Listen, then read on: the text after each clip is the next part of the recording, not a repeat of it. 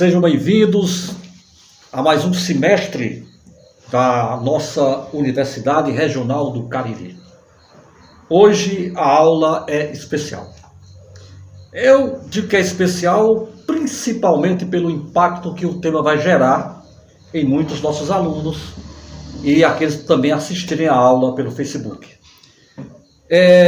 Há uma lenda, mito, que diz que Dom Sebastião vai voltar. E vai voltar numa manhã de névoa no seu cavalo branco. E ao voltar, ele vai erguer o grande império, o quinto império, o Império de Cristo. E esse tema gerou muita especulação filosófica, sociológica, mística e principalmente literária. Na aula de hoje, nós veremos o encontro de dois grandes nomes da literatura em língua portuguesa. O encontro de Fernando Pessoa e Euclides da Cunha. De antemão, eu queria dizer aos meus alunos do sexto semestre da brasileira e do sétimo da portuguesa que eles vão ter um encontro na íntegra com esses livros. O sexto, já se prepare. Este livro será um dos livros obrigatórios de leitura desse semestre. E automaticamente Mensagem será um dos livros obrigatórios do sétimo semestre deste ano de 2021. Para começar, vamos agora ao tema do nosso primeiro encontro. Lembrando que as informações sobre horário, ementas, avaliações, metodologia, questões bônus, etc., serão colocadas em pauta nos grupos de WhatsApp e na próxima aula de cada disciplina. Lembrando que esta aula é especial. Ela serve para o sétimo semestre da portuguesa e para o sexto da brasileira. E as demais informações veremos durante as nossas aulas. Vamos conversar bastante ainda, porque esse semestre promete. Então vamos ao tema de hoje, dessa aula especial. O tema de hoje, que já foi divulgado no Facebook, no WhatsApp, no Instagram, né? Mar e Sertão. Mar e Sertão. Aproximações entre Mensagem do Fernando Pessoa e os sertões de Euclides da Cunha. É um tema bastante interessante e eu diria até um tema diferente daquele que comumente é tratado quando se fala em Mensagem e principalmente quando se fala em os sertões. Para começar, eu queria fazer uma pequena apresentação das duas obras. Eu queria começar com Os Sertões. Os Sertões é uma obra que é considerada uma das precursoras do chamado pré-modernismo brasileiro. Lembrando que em Portugal não se fala em pré-modernismo, é uma característica brasileira. Então, Os Sertões, ao lado de Canaã, do Graça Aranha, são as duas obras que caracterizam o que se chama de pontapé, né, inicial do chamado período pré-modernista, aquele período que antecede a Semana de Arte Moderna no Brasil. Bom, no pré-modernismo, onde está a obra Os Sertões, há uma transição dos valores tradicionais para os valores modernos. Esta obra denuncia o que faz uma realidade brasileira, até então acostumada em retratar dramas românticos, a passar a entender que essa denúncia que está na obra Os Sertões evidencia pela primeira vez os traços e as condições reais do sertanejo, do jagunço e do místico, encarnado na figura do Antônio Conselheiro. A obra Os Sertões é sem precedentes. O livro mistura, parem bem, ensaio, história, ciências naturais, epopeia, lirismo, drama e reportagem. Tudo isso numa obra. Geralmente, quando eu trato dessa disciplina, ou desse livro, eu digo aos meus alunos, é um dos 10 livros obrigatórios da nossa literatura. Quem não leu Os Sertões tem um vácuo no conhecimento sociológico do nosso país. Eu diria que ao lado de Raiz do Brasil, por exemplo, de obras regionalistas brasileiras, né? É uma obra fundamental para conhecer a nossa sociedade, né? Inclusive, para tirar aquela construção ideológica que o Brasil nunca teve guerra. Aliás, houve uma guerra insana chamada Guerra de Canudos. Bom, além disso, o tom do discurso em Os Sertões é um tom crítico, que mostra como séculos de atraso e miséria são capazes de produzir uma região separada geográfica e temporalmente do resto do país. E mais do que isso, um líder que para muitos era um fanático e para outros, Canudos seria um delírio coletivo de uma população conformada ou inconformada, né? Com o tratamento que foi dado ao Nordeste, especialmente naquela época, né? A região norte, como se chamava naquela época. E eu não vou mais entrar em detalhes, porque veremos essa obra depois na íntegra em nossos estudos. Mas eu diria que a obra se divide em 3 partes: a terra, o homem e a luta.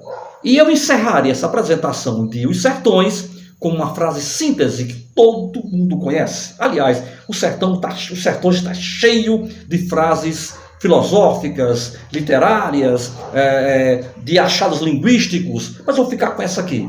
Todos conhecem. O sertanejo é, antes de tudo, um forte. É também chamado na obra de Hércules Quasímodo.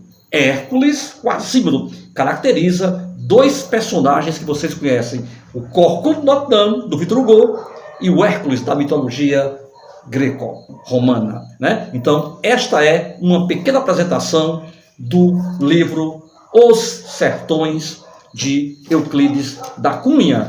E aí, vamos para a segunda apresentação. Vamos para a mensagem, que é um único livro publicado em vida por Fernando Pessoa, inclusive em português. Até então, publicado muita coisa em jornal e revista, e publicado também poemas em inglês. Bom, mensagem vinha sendo construída desde muito tempo, mas a publicação dela só se deu em 1934, um ano antes da morte do autor. É uma poesia épico, irônica e lírica. Ela é épica porque ela se volta para a celebração heróica dos mitos coletivos portugueses, os grandes heróis, os grandes eventos da história de Portugal. E é épica no sentido de grandiosidade de feitos, mas depois veremos que há uma diferença entre o épico pessoano e a epopeia camoniana, que será assunto de outra aula no 7º semestre. Bom, além disso, ela é irônica. Por quê? Porque ela celebra os feitos dos grandes nomes de Portugal sob o signo da irrealidade e da loucura. A loucura, inclusive, é um dos temas que poderiam aproximar essas 2 obras. Mas veremos hoje, né, que a nossa escolha foi pelo sebastianismo, né? Mas poderíamos tratar também da loucura, né? Que é um tema muito comum em Pessoa e é também tratado em Canudos a partir da concepção que a sociedade brasileira atribuiu ao conselheiro. Mas isso é assunto para outro momento. Mas vamos lá. Ela é irônica porque trata os grandes feitos de Portugal pela sua irrealidade, pela loucura. O que é celebrado nesta obra é o Portugal fantástico, mais do que o Portugal real. E, claro, a partir das extintas glórias do Império Português. E por que ela é lírica? Porque nos poemas de mensagem sempre se exprime um eu que pode ser o poeta, algum dos personagens. O Dom Sebastião, por exemplo, é a figura importante desta aula e de mensagem.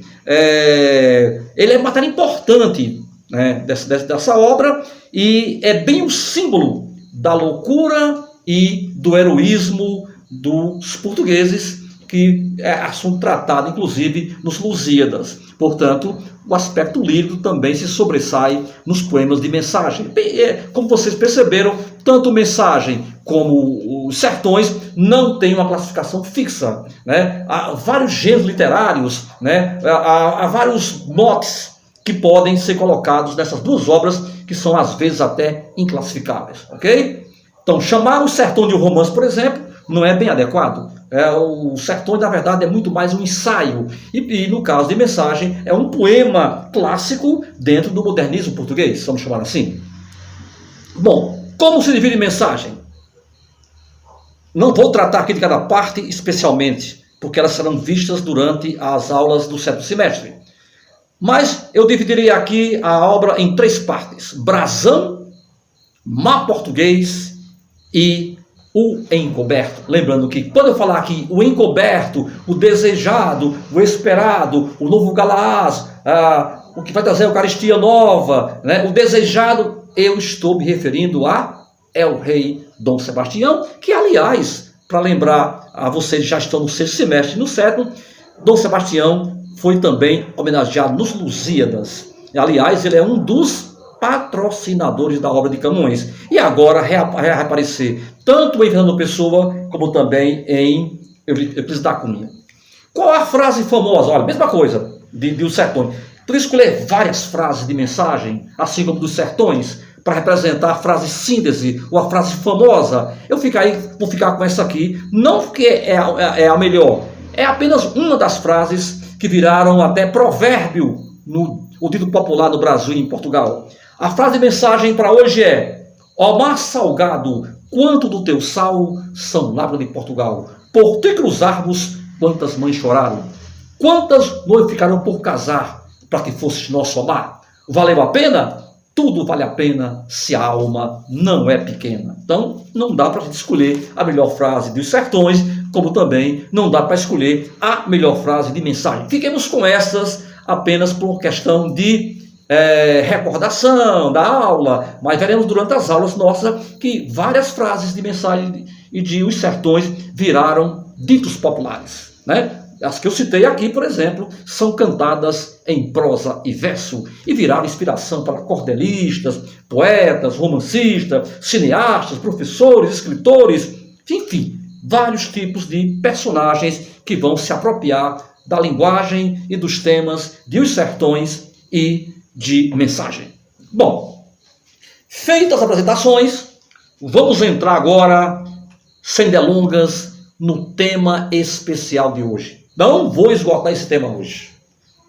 Vou mandar para vocês material complementar para vocês lerem, né? Já vou mandar depois da aula para vocês material, né? Alguns links, alguns textos, algumas músicas que vocês vão poder ouvir, ler e depois resolver a primeira questão bônus. Para quem não curtiu as aulas do semestre passado, né? Para alguém que não foi meu aluno ou aluna, a questão bônus é a grande chave da disciplina.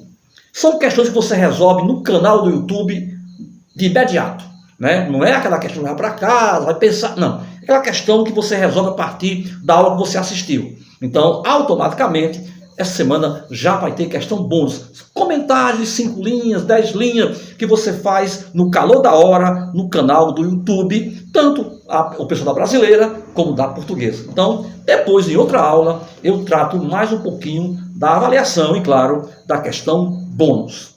Bom, vamos lá. Sebastianismo.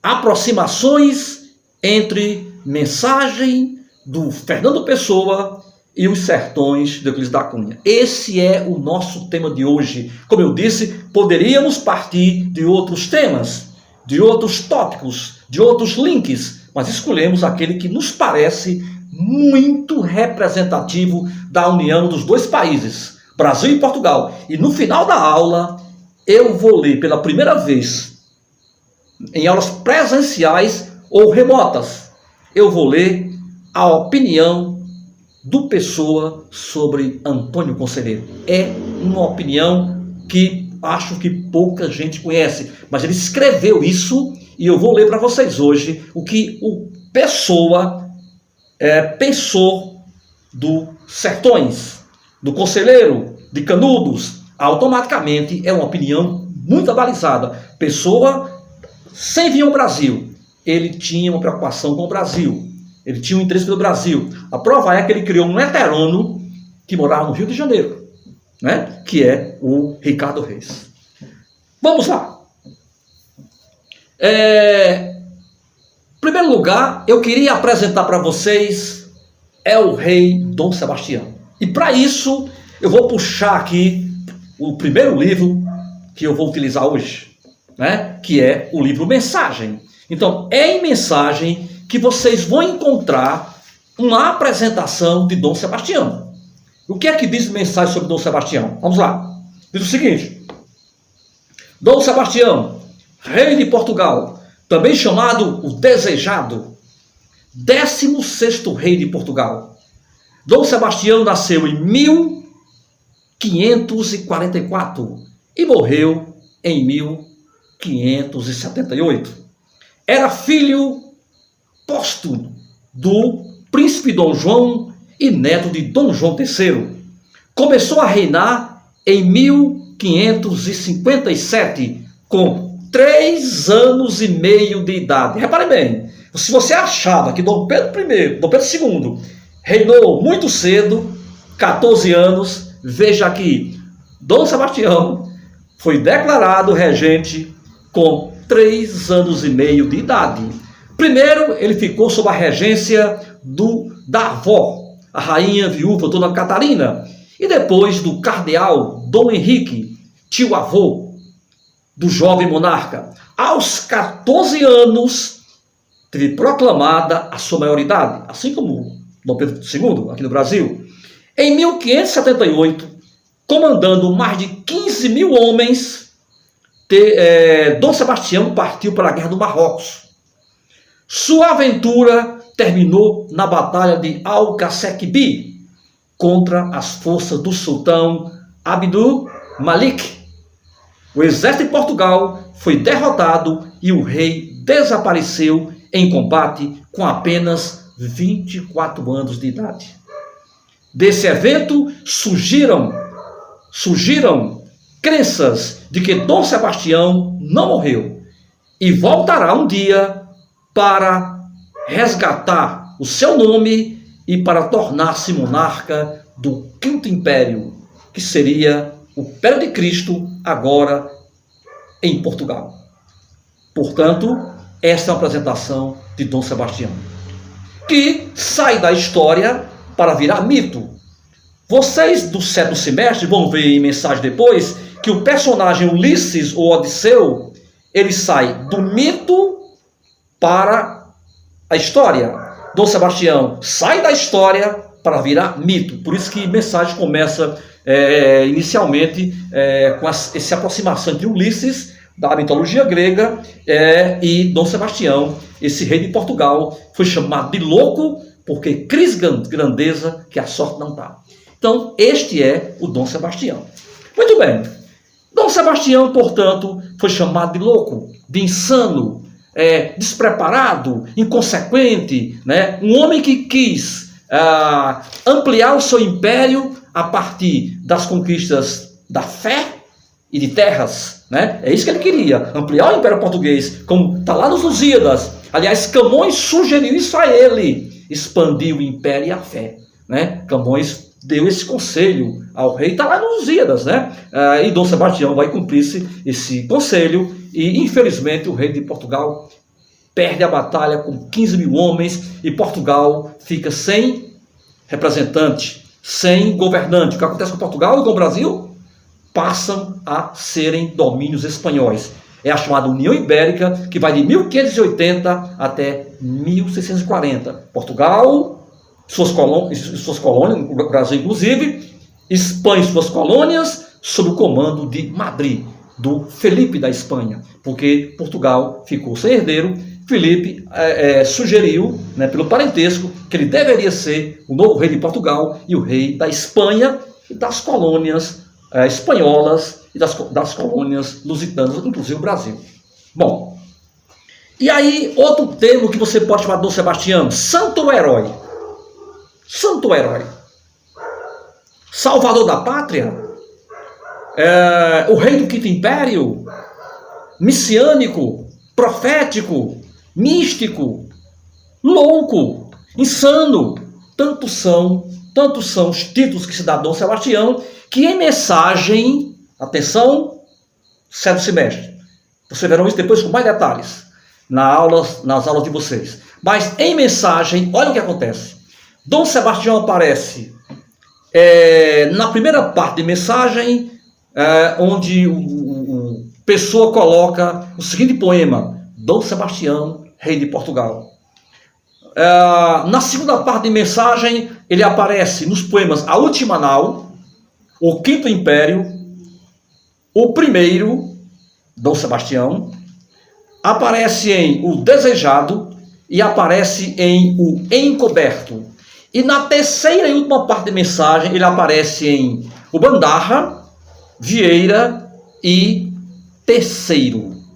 Portanto, praticamente Dom Sebastião, ele domina a cena em mensagem. Aparece Cabral, Vasco da Gama, Diogo Cão, vários reis, vários príncipes, mas o grande personagem de mensagem é o rei, né, que fracassou na sua luta com os mouros na África. É Dom Sebastião, rei de Portugal. E aí, vamos entrar agora no outro personagem. E façam suas apostas. Vamos falar agora de Antônio Conselheiro, que é o líder do povoado de Canudos, que é cantado na literatura popular, na música. Nós começamos a aula ouvindo O Sertão é Vira-Mar, né? Que é uma composição foi muito sucesso na década de 80 e 90, com aquelas usinas hidrelétricas da Bahia, que não eram cidades, e nessa época surgiu os restos de Canudos, né? A cidade que estava debaixo d'água, surgiu, né? E aí, essa composição que vocês ouviram no início da aula, fala disso, né? Do São do Beato, que dizia que o sertão vai virar mar e o mar virá sertão. Então, é muito cantado o Antônio Conselheiro. Nasceu em Quixaramubim, aqui no Ceará. Eu inclusive, estive em Quixaramubim ministrando essa disciplina, pela URCA. Assisti à peça, inclusive, sobre Canudos, lá em Quixaramubim, a terra dele. Conheci o museu do Antônio Conselheiro. Tive mais contatos com a história de Quixaramubim, né? Terra natal de Conselheiro, que depois vai ressurgir. Vai passar pelo Crato, Conselheiro, e vai para a Bahia e reaparece não mais como Antônio Maciel, mas como um conselheiro, né? Aquele que vai aconselhar, aquele que vai pregar, vai profetizar, vai converter e vai construir o Arraial de Canudos, que depois foi destruído pelo exército brasileiro. Depois de várias tentativas, né, de invasão, o exército destrói Canudos, e o Luiz da Cunha vai ter depois uma opinião sobre isso no final, né? Ele vai dar a opinião depois sobre o que aconteceu em Canudos. Então, ele inicialmente ele vai se colocar contra a República, porque Conselheiro era monarquista. Em alguns versos populares lá em Canudos, vai aparecer a defesa do imperador Pedro II, da sua expulsão para a França, né, pela República. Vai aparecer a condenação ao casamento civil, que a República vai colocar como prática normal, já que para ele era o casamento religioso, porque antes do Império, antes da República, havia a união entre o Estado e a Igreja, era o padroado. Os padres eram funcionários do governo, então havia, portanto, uma mistura entre política e religião, né? E com a República vai se instituir o que se chama de separação entre o Estado e a Igreja, né? E o conselheiro vai ter, claro, simpatias pela monarquia, pelo imperador Pedro II, vai defender, claro, algumas ideias monarquistas e vai se dispor com os republicanos. né? Mas é claro que ele tinha outras ideias, além dessas ideias que a gente conhece, né? Anti-república. Ele era monarquista, visionário, líder messiânico, e ele dizia que Monte Santo, né, onde estava Canudos, né, ou Belo Monte, daí aí vocês conhecem Belo Monte aqui no Crato. Belo Monte é essa junção de Belo Monte, que é, na verdade, o nome também chamado pelo conselheiro para o lugar que ele construiu. Monte Santo, né, que era o Novo Calvário, Belo Monte, que é um lugar lendário e que para ele era a Nova Jerusalém. Né? Então, você percebe, portanto, que todo o contexto de Canudos envolve não só questões monárquicas, mas questões também ligadas à religiosidade popular, né? A um catolicismo popular, né? Que vai se dispor com a ala da Igreja Católica, né? Que vai também não ver com bons olhos o que acontece lá no Arraial de Canudos. Portanto, as suas profecias, né, sobre o final do mundo, né, sobre o juízo final, sobre os novos céus, a nova terra, baseado em Isaías, né, claro que com um caráter assim um pouco rústico, mas está lá em Canudos, as previsões sobre a Nova Jerusalém, sobre a volta de Cristo, e claro, para a gente poder não perder o rumo da história, foi também chamado de gnóstico, né? Aquela filosofia de crença no ser divino, né? Frente do agnóstico, né? Então ele foi chamado de gnóstico, né? Você tinha crença em um ser divino, e na concepção de conselheiro, as grandes batalhas silenciosas são as batalhas da fé. Então ele vai conquistar adeptos com suas pregações, com suas profecias, né? Com seus discursos inflamados a favor das ideias que ele defendia, tanto ideias religiosas como ideias políticas, né? Mas é claro que isso vai inquietar bastante o Brasil do Sul, né? E aí é que vai gerar a Guerra de Canudos, que Euclides vai cobrir depois, né, para o estado de São Paulo, e posteriormente transformar nesse grande livro chamado Os Sertões, obra-prima da literatura brasileira, né? Uma obra que não pode deixar de ser lida, tal qual a Mensagem. Duas obras que qualquer indivíduo, não só de letras, de qualquer área, de qualquer sociedade lusitana, ou brasileira, ou africana, de língua portuguesa, não pode deixar de ler, porque você vai perceber como elas se encontram, essas sociedades, nessas duas obras, Os Sertões e o da Cunha. Parecem distantes, parece que não tem diálogo, parece que são diferentes, mas tem um grande diálogo nessas duas obras que vocês vão ler. O pessoal do Cedro vai ler Mensagem e o pessoal do Cedro vai ler Os Sertões. Mas não impede de trocarem os livros depois, né? De fazermos depois um seminário, quando voltar à normalidade aí, né? Ninguém sabe quando ainda, um seminário envolvendo esse tema, discutindo questões não só locais, mas universais, que estão tanto em Os Sertões, como estão também em Mensagem. Bom, e aí vai acontecer o grande encontro agora. Em Mensagem, Dom Sebastião é esperado. Diz o poeta: quando virá, não sei a hora, mas sei que há hora. Né? Em Mensagem, Dom Sebastião é esperado. Dom Sebastião é o desejado. Dom Sebastião é o encoberto. Dom Sebastião é o que vai trazer a Eucaristia nova. Dom Sebastião é o novo Galás, aquele personagem da mitologia britânica, lá do Rei Arthur, né? Dom Sebastião, portanto, é esperado em Mensagem. Eu não vou depois tratar muito disso, dessa espera em Mensagem, porque vai ser assunto de outra aula depois para o 7º semestre de Letras. Mas eu quero dizer que nos Sertões vai acontecer uma coisa interessante. Mas para chegar lá, eu queria lembrar para vocês, e vou ter que ir para os Sertões agora, né? Eu vou abrir os Sertões agora. Eu queria falar dos antecedentes do sebastianismo do Brasil. O sebastianismo não está em Euclides da Cunha apenas. Antes de Euclides da Cunha, nós já tínhamos episódios envolvendo o mito de Dom Sebastião. Então vou agora para Euclides da Cunha.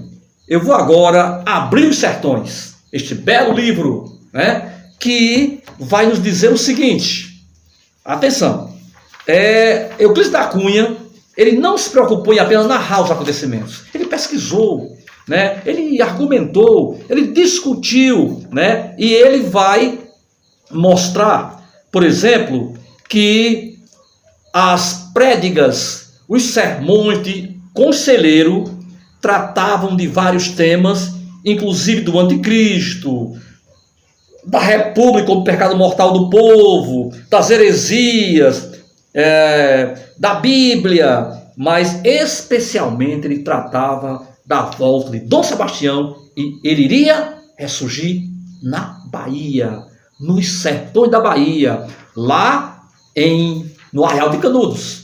E aí o que é que ele faz aqui?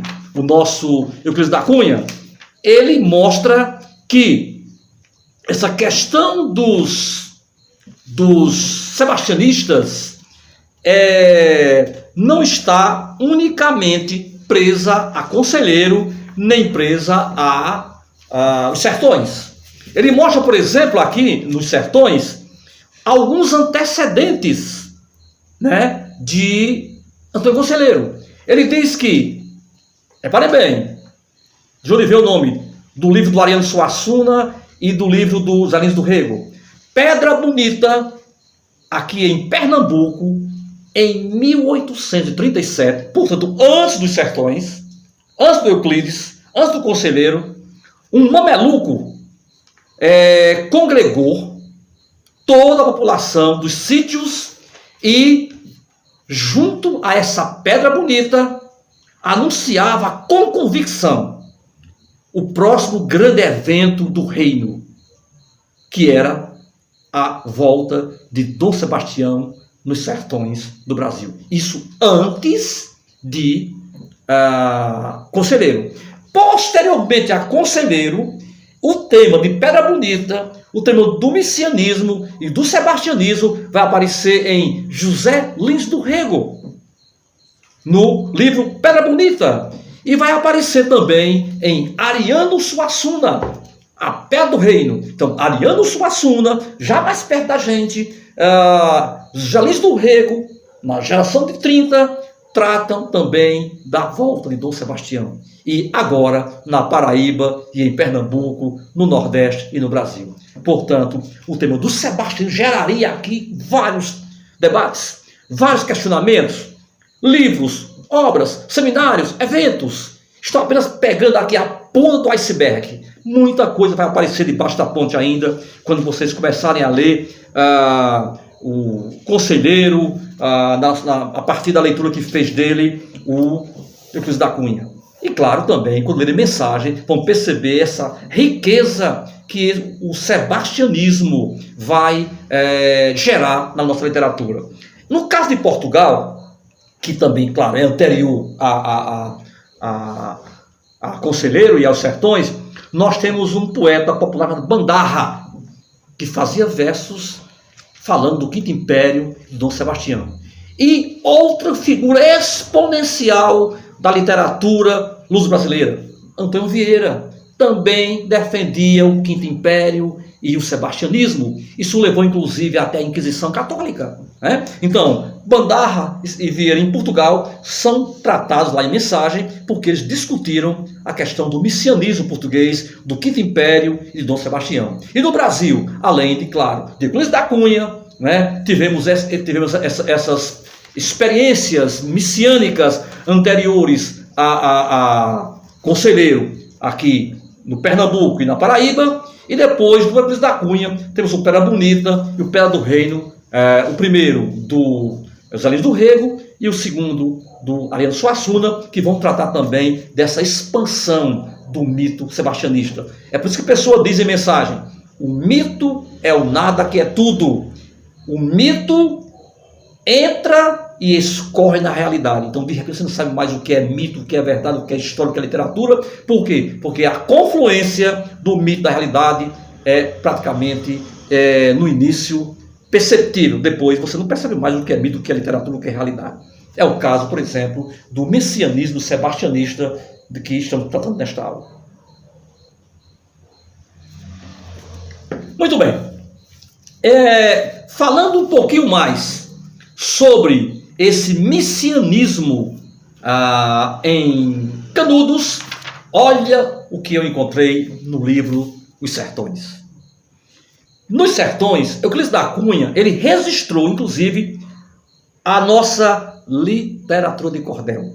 Ele registrou poemas feitos por cantadores e poetas populares que tratavam, por exemplo, da monarquia, que tratavam, por exemplo, da república, das leis da república, da abominação dessas leis republicanas. E, claro, encontramos aqui nos Sertões textos populares, poemas de autores populares tratando de Dom Sebastião. Então, vocês vão ver agora como é rico este livro, né? Por isso que eu disse, o livro não é só um ensaio, uma epopeia, é uma reportagem, né? É um ensaio, é uma tragédia, mas tem até poemas, né, recolhido por Euclides da Cunha, tem mapas, que tem os mapas da região, né, tem reportagem, tem relatório. Não é possível dizer que você é brasileiro ou que se fez letras se você não leu mensagem na íntegra. Eu não estou falando internet, em recursos esquemáticos, não, do livro. Se você não leu este livro, você deve muito ao seu país. Se você não leu mensagem, também deve muito à sua cultura. Então, temos que ler esses livros que trazem essa concepção cultural de Portugal e do Brasil, e claro, de nossa, como diz, nossa raça, né? Usando o termo aqui da época, do Euclides da Cunha. Então, veja bem aqui, no livro Os Sertões, que estou com ele agora aberto aqui à minha frente, encontramos alguns poemas que Euclides recolheu, poemas que expressam tudo que eu falei até agora para vocês. Por exemplo, essa quadra aqui: saiu Dom Pedro II para o reino de Lisboa, acabou-se a monarquia e o Brasil ficou à toa. Repare bem, essa ideia que o Brasil está abandonado e Dom Pedro vai para Lisboa, nem para a França, é para Lisboa, né? Essa ideia de abandono do Brasil está expressa em quê? Dessa simpatia pela monarquia e dessa objeção pela iniciante República Brasileira, que vai depois, a mando do governo, destruir o Arraial de Canudos, né? Outro trecho poético que ele recolheu, está aqui no livro Os Sertões, na página 120, diz assim: garantidos pela lei, aqueles malvados estão. Não temos a lei de Deus, nós temos a lei do cão. A lei de Deus é a lei monárquica. A lei do cão é a república, porque desmonta as ideias consagradas por aquele grupo da sociedade, ruralistas, agricultores, vaqueiros, jagunços, místicos, que tinham sua fé e que deveria ser respeitada, né? Mas não foram vistos como fanáticos da destruição de Canudos, né? Bem desgraçados são eles, os que não concordam com o conselheiro, com Canudos, com o sebastianismo, com as missões, com as pregações, com as profecias, né? Bem desgraçados são eles para fazer a eleição, abatendo a lei de Deus, suspendendo a lei do cão, né? Até a eleição da República é contestada, né, pelos populares de Canudos. Casamento vão fazendo só para o povo iludir, vão casar o povo todo, casamento civil. Ou seja, a ideia de casamento para conselheiro e para esse poeta, né, é o casamento religioso, né? E vejam agora que coisa interessante. 3 versos que Euclides recolheu tratando de quem? Dom Sebastião. Atenção, como eu disse, em mensagem,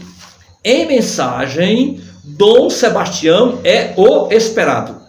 Dom Sebastião é desejado.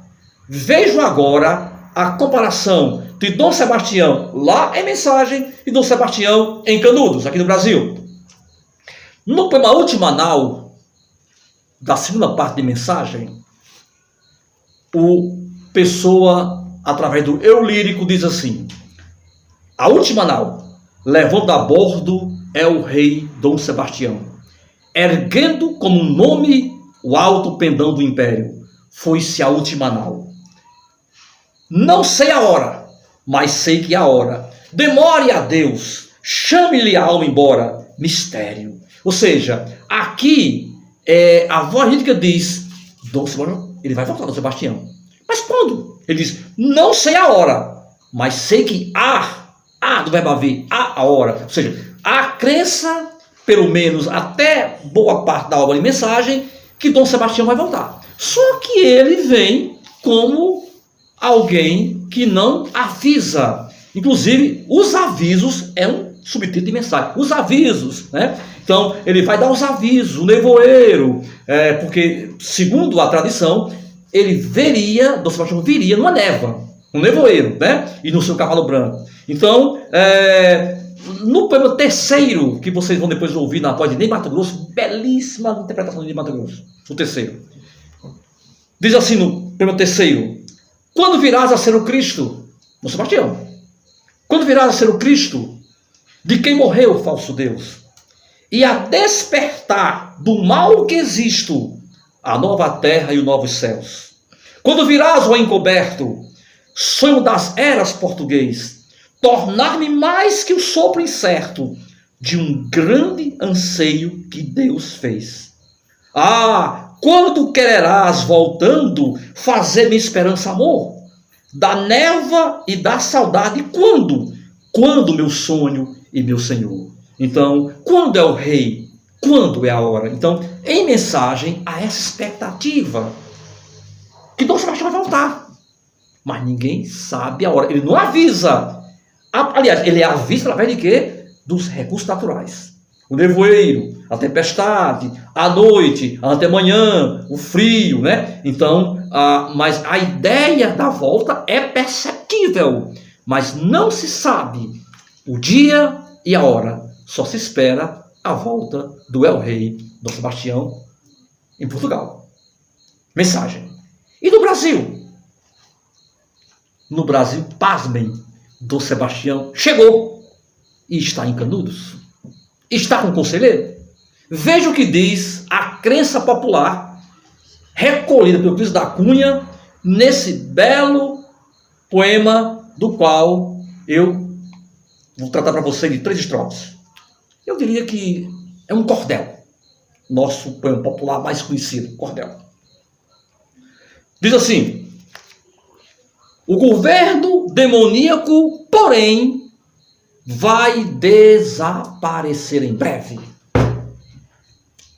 Vou tomar água. E quem é que pode enfrentar o demônio? Dom Sebastião. Então, olha o que diz o poema popular. Dom Sebastião já chegou. Estou falando agora de os sertões. Dom Sebastião já chegou.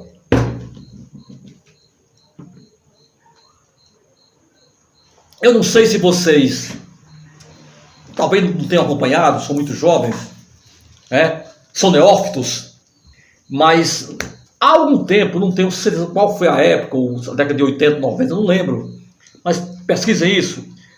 Na Rede Manchete, que não existe mais hoje, Rede Manchete não existe mais hoje, foi vendida e mudou de nome, houve uma novela chamada Mandacaru.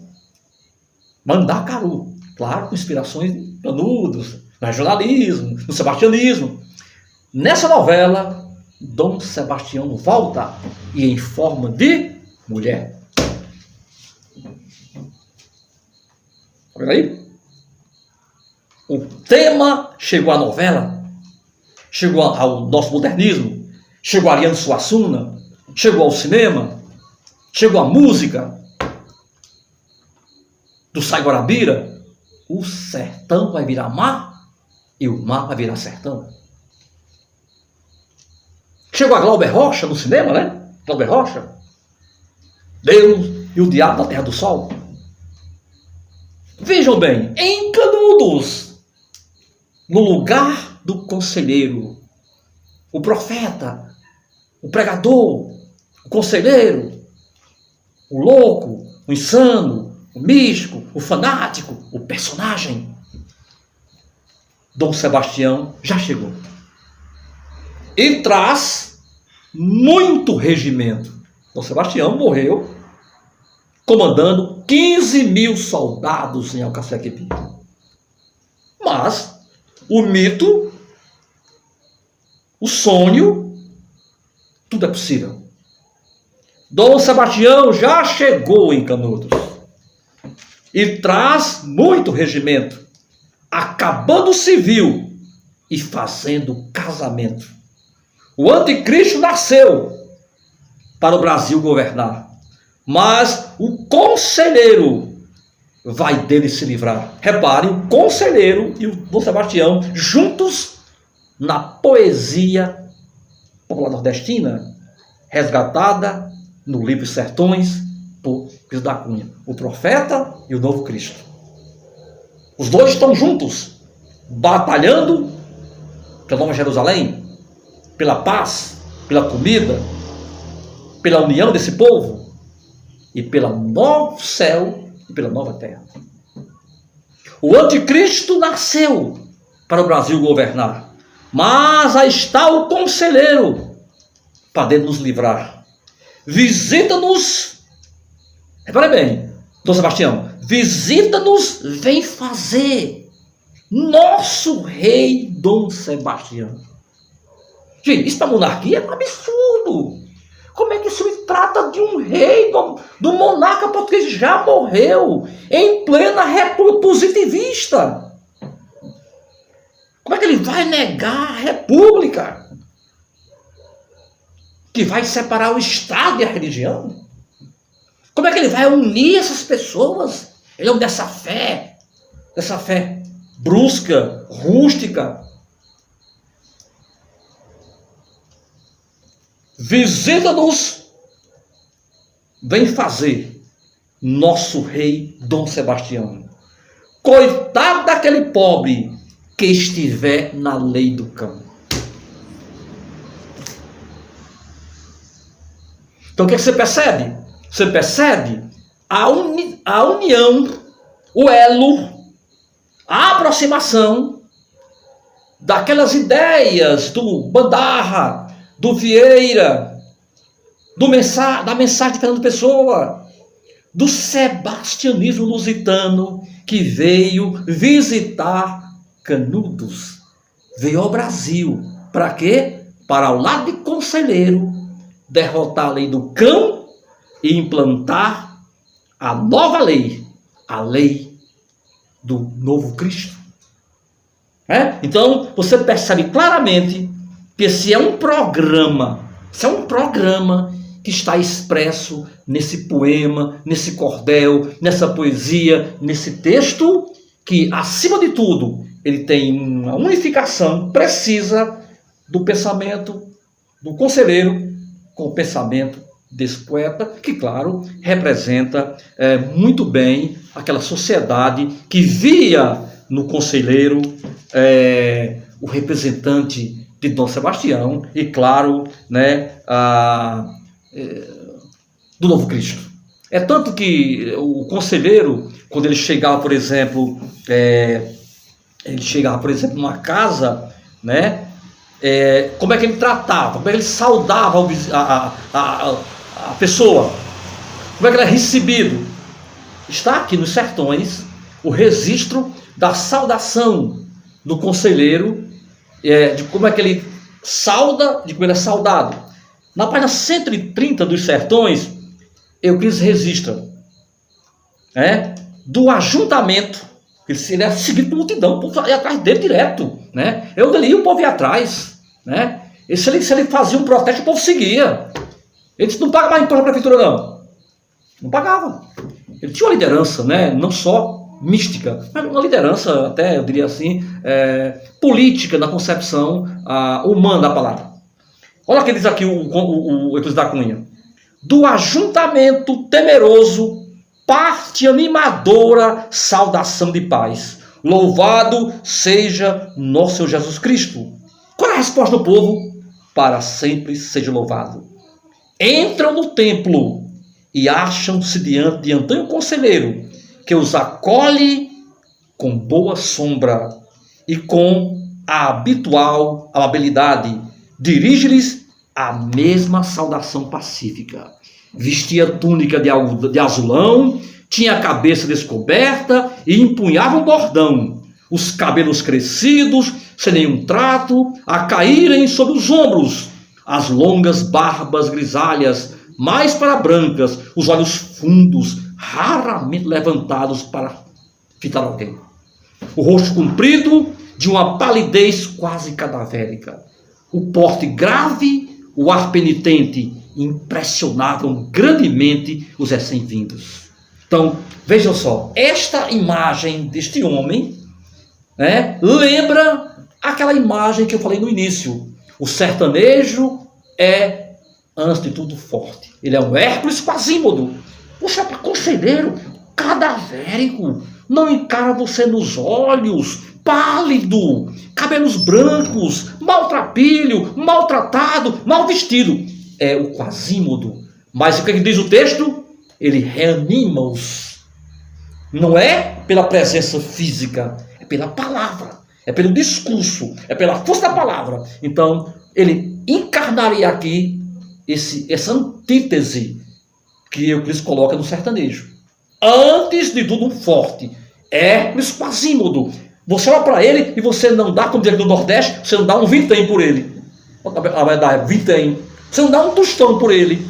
Mas ele se levanta e reanima todos com sua palavra, com seu discurso, com a sua recepção cordial e, acima de tudo, com o obstinado compromisso que ele tem com aquela população e com suas ideias. Então, vejam aqui, portanto, essa mistura de temas.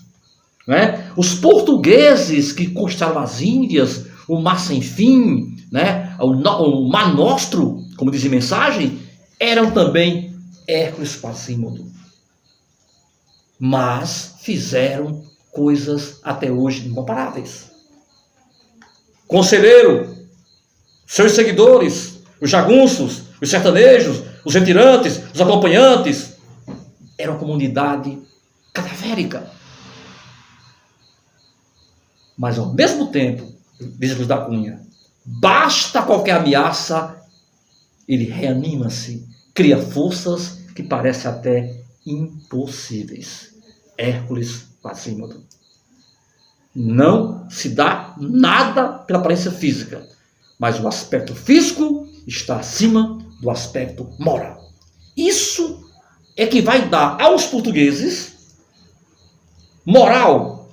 Dom Sebastião não vive, terrenamente falando, mas a moral de sua presença reanima gerações, reanima portugueses, reanima escritores, reanima mensagem, reanima Pedra Bonita, reanima Pedra do Reino, reanima Conselheiro, reanima os sertões. Portanto, a grande lição que se dá aqui é de que a força das ideias, do discurso, da palavra, das ações, se sobrepõe ao aspecto físico, que, se você olhar a descrição de Conselheiro, do sertanejo, do jagunço, e a descrição final que ele faz dos sertões, você pergunta assim, onde é que esse povo encontrava força? Lembre-se do que eu disse nesta aula já. O mito é o nada que é tudo. A força do mito, a força da palavra, do discurso, da crença, da fé, vai dar essas pessoas que escrevem sobre isso, que vivem isso, que creem nisso, um ânimo novo. É por isso que a pessoa diz em mensagem, Dom Sebastião vai trazer a Eucaristia nova. É por isso que o povo diz aqui nos sertões, né? Enquanto a igreja critica, os soldados chegam para bombardear, os comerciantes perturbam, ficam conformados com o que acontece nos sertões, o que o povo diz? Nós queremos acompanhar o nosso conselheiro. Né? E aí,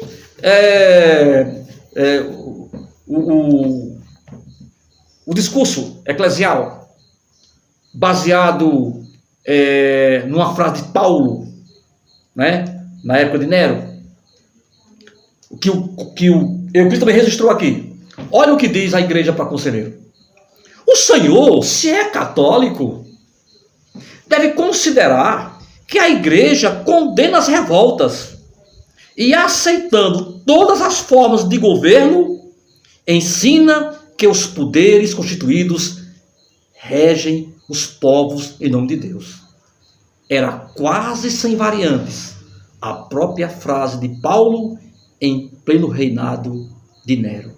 Né? Então, aqui a igreja diz, não, você não pode fazer isso contra a república. Né? Você vê que a igreja, né, condena as revoltas e, claro, reconhece os governos são indicações de Deus. Então, o discurso, portanto, oficial era de que conselheiro, por ser católico, não poderia ir contra as normas da igreja, que apoiava, por exemplo, a paz, né? Enfim, né? A paz romana, né?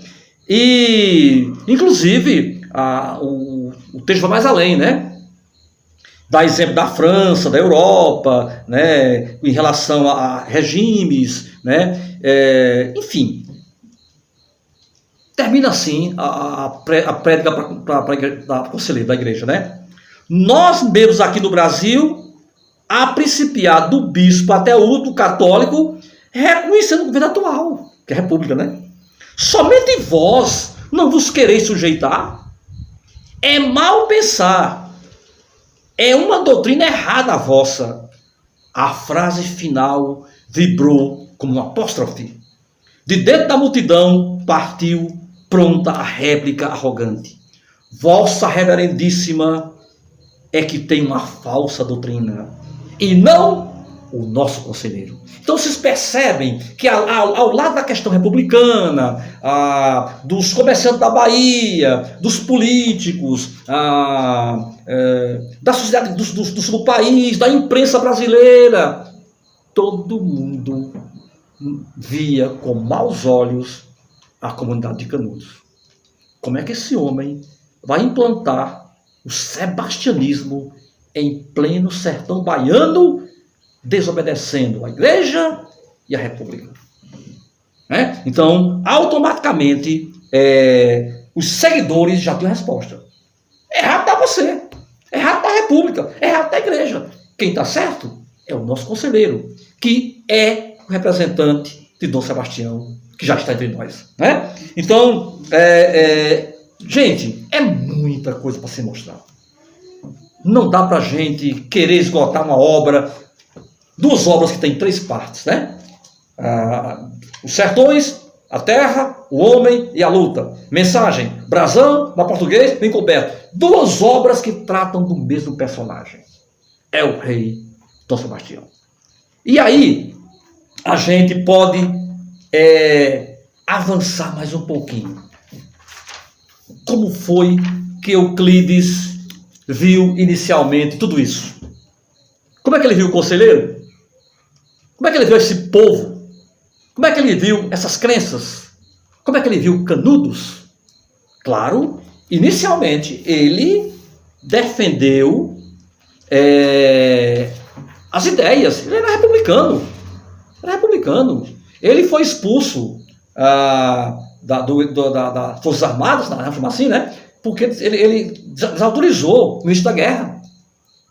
Ele é republicano, jornalista, positivista. É claro que ele tem a sua formação e claro que ele vai ter uma opinião bem diferente no início daquilo que conselheiro, seus seguidores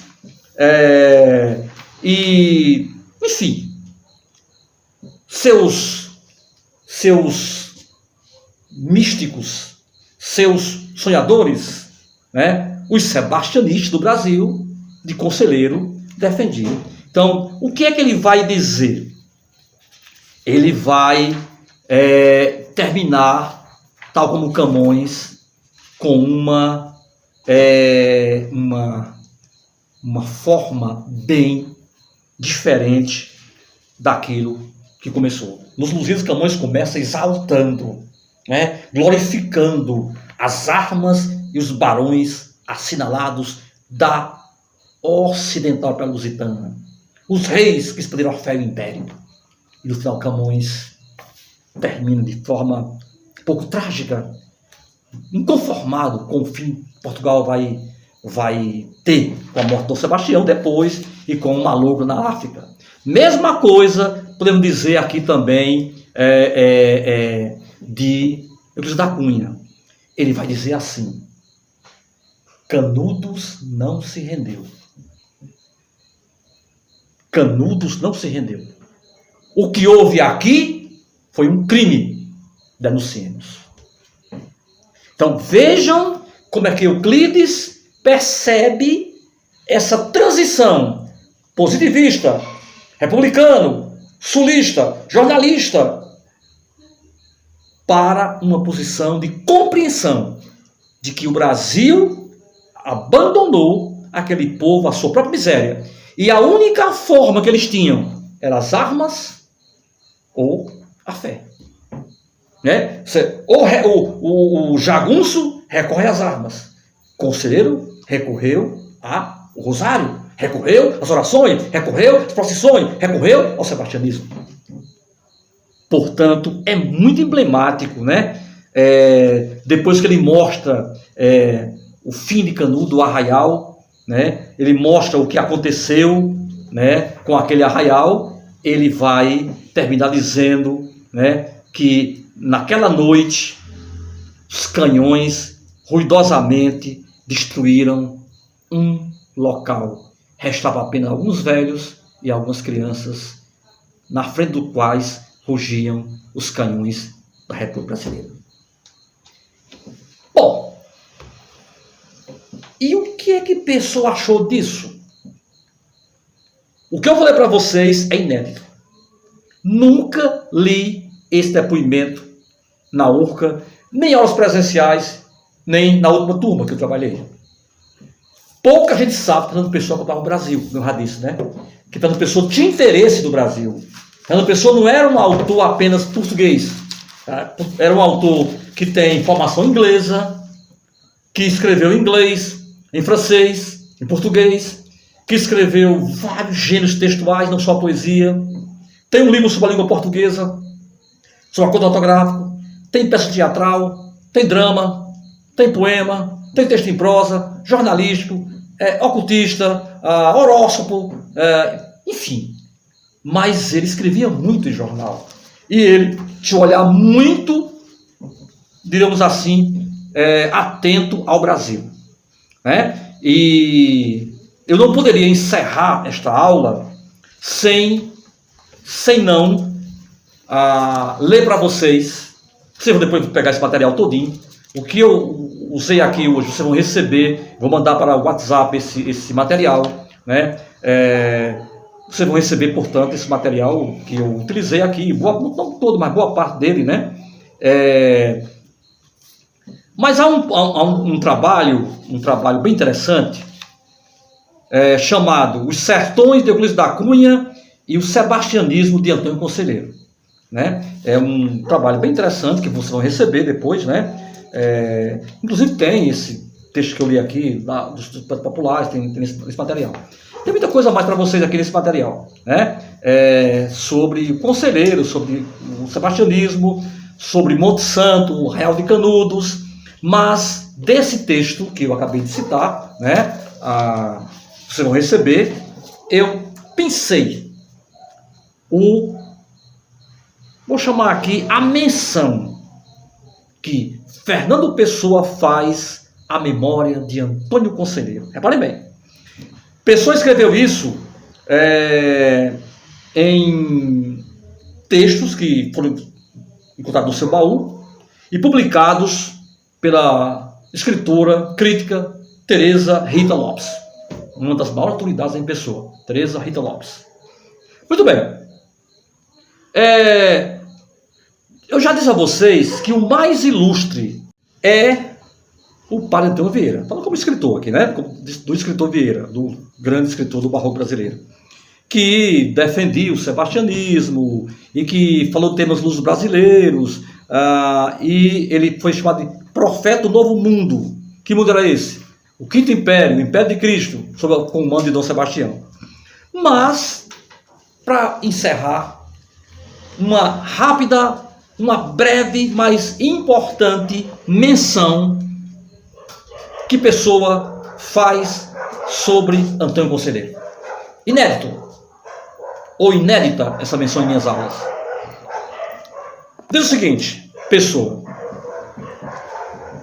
a memória de Antônio Conselheiro, bandido, louco, santo, que no sertão do Brasil morreu como um exemplo com seus companheiros, sem se render, batendo-se todos, últimos portugueses, pela esperança do Quinto Império e da vinda, quando Deus quisesse, de El-Rei Dom Sebastião, nosso Senhor e Imperador do mundo.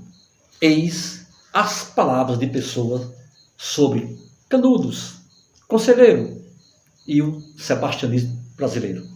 Portanto, não é pretensão nenhuma demasiada a aproximar essas duas obras. Uma nacional, com caráter universal. Uma portuguesa, com caráter universal. Duas obras que dialogam, que se reaproximam culturalmente, Brasil e Portugal no caso, através de um tema que é comum aos dois países. E por isso, eu recomendo a vocês também que não deixem de ler depois Pedra Bonita, do Evangelista do Rego. Portanto, fica aqui essa provocação.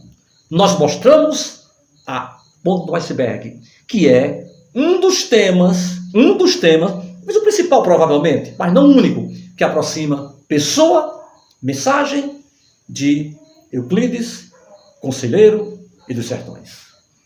E aí, na descrição dessa aula, colocaremos algumas músicas que tratam do tema e também a questão bônus que você deve responder no próprio canal do YouTube. Na próxima aula, vamos tratar das disciplinas, cada um no seu momento, né? Aí já são aulas separadas agora, portuguesa, brasileira. Vamos tratar das emendas, avaliações e questões metodológicas. Vamos usar os WhatsApps das disciplinas, vamos usar o canal no YouTube, vamos usar o e-mail institucional. Vamos tratar, portanto, desse tema na próxima aula. E aí, fechando, eu agradeço a todos e vamos ficar à disposição a partir de agora para algumas perguntas no grupo do WhatsApp, mas primeiro vocês vão ler o material que eu vou mandar para vocês, né? Vão resolver a questão bônus e vão passar a semana em boa companhia.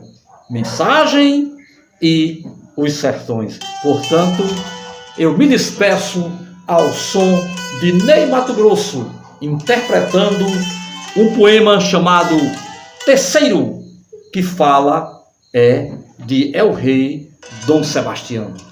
Agradeço a todos, um abraço e até a próxima semana.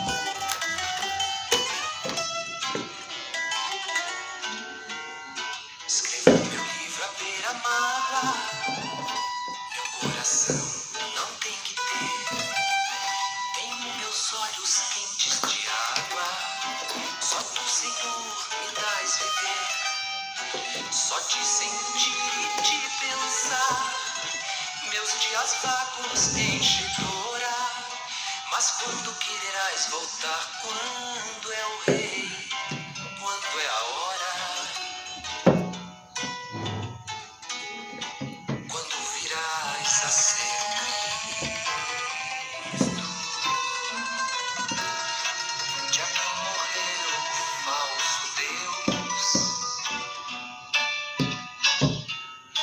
e a despertar do mal que existo,